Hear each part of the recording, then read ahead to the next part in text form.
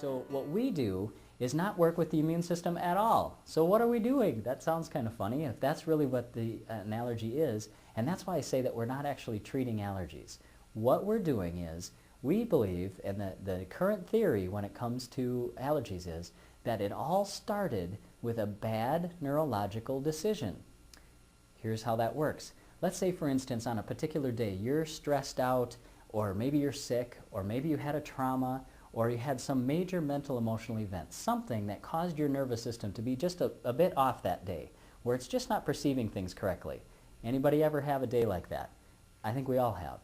Now, if you have the perfect storm of things happen at the same time, where you have your nervous system not perceiving well, you come in contact with something that is normal in your environment, you've seen it before, it's never been a problem, all of a sudden your brain, for some reason, because it's stressed and not perceiving correctly, sees this thing now, instead of being normal, as something that it needs to react against.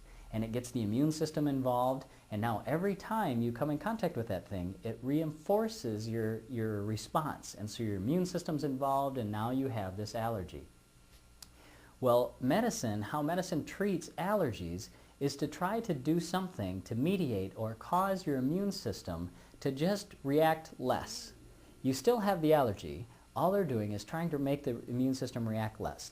Two ways of doing that. You either give a medication that kind of counteracts the symptoms that you might be having, so the runny eyes and the runny nose and the stuffiness and all that kind of stuff. You give a person a decongestant or an antihistamine to try to dull down the effects of the allergic reaction that you're having.